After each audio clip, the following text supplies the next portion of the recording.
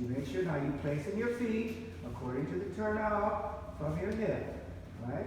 So you're going to do this plie slowly, and then I'm going to have you sit in the plie, and then we're going to work the head, and then you're going to slowly come out of it, all right? So, feet far apart, head to the left. Now watch what you're doing.